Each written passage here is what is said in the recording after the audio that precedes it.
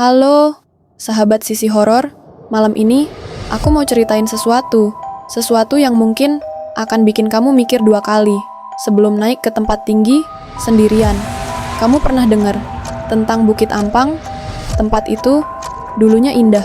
Orang datang ke sana cuma buat lihat lampu kota dari jauh, sambil duduk, sambil dengar suara angin dari lembah. Tapi entah kenapa, beberapa tahun terakhir tempat itu mulai punya cerita lain. Cerita yang nggak diceritain dengan suara keras, tapi dibisikkan pelan oleh orang-orang yang pernah kesana dan ngerasa ada yang salah. Malam itu, aku dan dua temanku, Raffi sama Dina, mutusin buat naik ke Bukit Ampang. Bukan buat ngopi, bukan buat lihat pemandangan. Kami cuman penasaran. Katanya, di atas sana ada menara tinjau yang udah ditutup lama. Nggak boleh dimasukin karena alasan yang nggak jelas. Waktu mobil kami mulai nanjak, aku bisa ngerasa jalan mulai berubah. Lampu jalan makin sedikit, sampai akhirnya cuma sisa 1-2 yang masih nyala. Di luar, kabut tipis mulai turun, pelan, kayak sesuatu yang mau nutup pandangan kami. Raffi di belakang kemudi bilang pelan, "Serius nih, kita masih mau lanjut?" Aku cuma nyengir, ngerasa setengah berani, setengah bodoh. "Udah tanggung, Vi. Kita cuma mau lihat. Nggak usah naik ke atas menaranya." Dina diem. Dari tadi dia nggak ngomong banyak, tangannya sibuk mainin gelang di pergelangan, matanya nggak lepas dari jendela. Udara di luar makin dingin. Dan anehnya, semakin tinggi kami naik, semakin sunyi juga rasanya. Padahal masih jam 10 malam. Tapi di sana, semuanya terasa seperti jam 3 pagi. Sampai akhirnya, kami lihat gerbang besi itu. Catnya udah pudar, setengah kebuka, dan di baliknya, siluet menara tua itu berdiri diam, gelap, tinggi, dan entah kenapa, kayak lagi nunggu seseorang datang. Begitu kami parkir di pinggir jalan, mesin mobil langsung mati pelan, seperti enggan. Suara malam menggulung ke dalam telinga. Tak ada jangkrik, tak ada anjing menggonggong. Hanya hembusan udara lembah yang terdengar seperti napas panjang seseorang. Aku turun duluan, tanahnya lembab. Setiap langkah terasa seperti menapak di dada sendiri. Di depan, menara itu berdiri, tinggi, dingin, tak bergerak. Raffi keluar sambil bawa senter dari dashboard. Cahaya kecil itu memantul ke besi gerbang. Dina masih di dalam mobil. Matanya kosong, menatap menara itu tanpa ekspresi. "Ayo, cuma sebentar," kataku. Raffi diam, lalu buka pagar setengah karatan itu. Suara gesekan logamnya nyaring sekali. Terlalu nyaring untuk tempat yang sepi. Kami masuk perlahan. Di dalam, tanahnya ditumbuhi rumput liar setinggi betis. Ada papan kayu roboh, bekas kios lama yang sudah lapuk. Udara di situ terasa berat, seperti udara yang sudah lama nggak dihirup siapapun. Langit di atas menara mulai berawan. Aku menengadah, entah kenapa, terasa seperti awan itu berputar tepat di atas kami.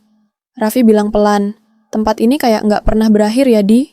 Dina nggak jawab, cuma mundur setengah langkah, menunduk, dan gumamnya nyaris nggak kedengar.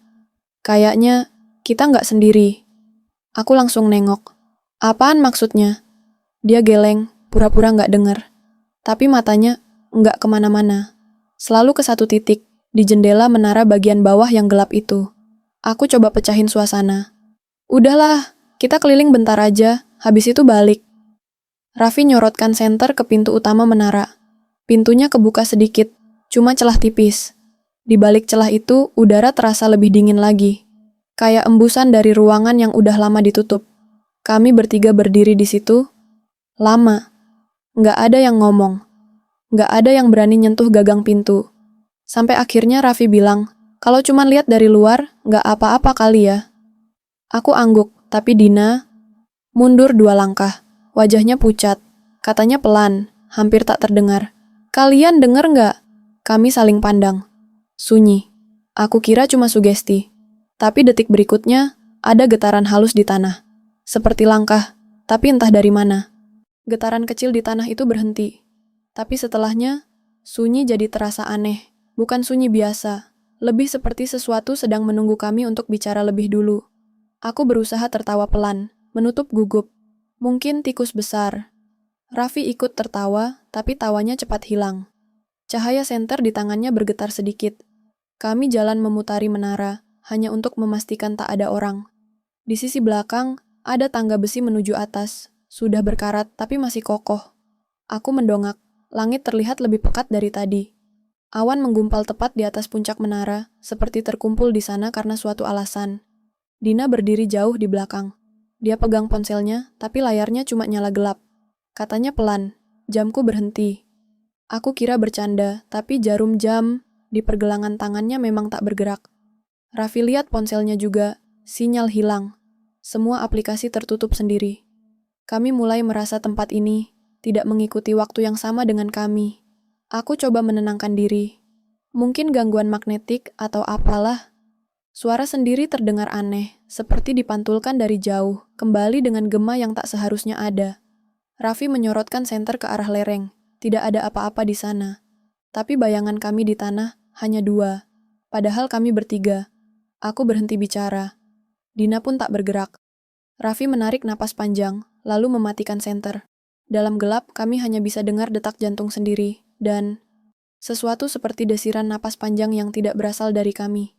Angin bertiup dari arah menara. Udara berubah lebih dingin lagi. Aku bisa mencium bau logam, tajam di hidung. Entah dari mana asalnya. Udah, kita turun aja, kata Raffi akhirnya. Tapi waktu kami balik ke arah gerbang, jalannya terasa berbeda. Seolah-olah rute yang tadi kami lewati bergeser sedikit. Pohon yang tadi di kiri, sekarang di kanan. Dan lampu mobil di kejauhan tak lagi terlihat. Dina mulai panik. Jalan kita kemana? Aku mencoba menenangkan. Tenang, kita cuma salah belok. Tapi di kepalaku muncul pertanyaan yang sama. Kami berjalan lagi. 1 menit, 2 menit, 5 menit. Sampai akhirnya kami kembali ke titik yang sama depan menara itu. Padahal kami tidak berputar. Langkah kami lurus. Tapi entah kenapa, selalu kembali ke sini. Menara itu sekarang terlihat lebih gelap. Besi tangganya menghitam dalam kabut tipis. Dan di jendela paling atas, aku pikir aku melihat sesuatu yang bergerak. Bukan bayangan. Lebih seperti pantulan cahaya yang tidak punya sumber. Aku berkedip, hilang. Dina duduk di tanah, menggigil. Raffi menatapku dengan wajah bingung, marah, takut bercampur jadi satu. Gua nggak ngerti lagi, ini bukit beneran atau bukan. Aku tak jawab, karena di dada, aku mulai merasa sesuatu, berat, menekan, seperti udara menolak aku untuk bernapas. Bukit Ampang malam itu tak lagi terasa seperti tempat di bumi. Kami terus berjalan. Langkah kaki terasa makin berat, bukan karena lelah, tapi karena tanahnya sendiri seolah menarik. Arah yang kami pilih tak lagi terasa pasti. Setiap belokan seperti menuju tempat yang sama, hanya dengan cahaya dan sudut berbeda. Raffi mulai bersuara keras. Ini nggak mungkin, tadi kita udah lewat sini. Aku mencoba menenangkan, mungkin jalan setapaknya melingkar. Tapi kata-kataku bahkan tak terdengar meyakinkan untukku sendiri. Dina menunduk, wajahnya pucat. Ia menggenggam gelangnya kuat-kuat. Matanya terus menatap ke depan, tapi tatapannya seperti tidak benar-benar melihat. Kayak ada yang ubah arah kita, katanya perlahan. Aku tidak menjawab, karena di detik itu, angin berhenti sepenuhnya. Semuanya diam. Sampai napas sendiri terdengar seperti bunyi keras di kepala. Kami berhenti. Di depan, menara itu lagi. Tak lebih dekat, tak lebih jauh, persis di tempat yang sama. Seolah seluruh bukit ini berputar mengelilinginya. Aku menelan ludah. Dada sesak.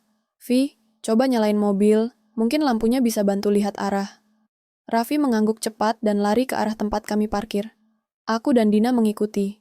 Tapi begitu sampai di tempat yang harusnya ada mobil itu, hanya tanah kosong. Tak ada apapun, hanya rumput liar, tanah lembab, dan udara yang terlalu tenang. Raffi berdiri terpaku. Ini nggak masuk akal.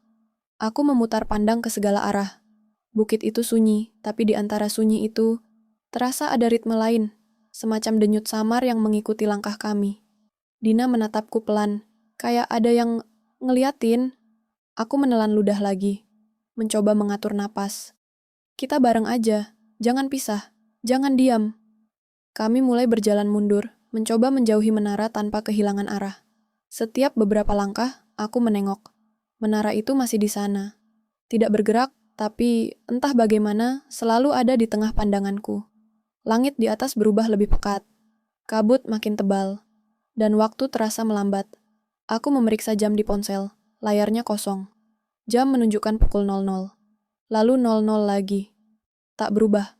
Terima kasih sahabat Sisi. Jangan lupa like, komen, dan subscribe. Tunggu kelanjutan part 2-nya ya.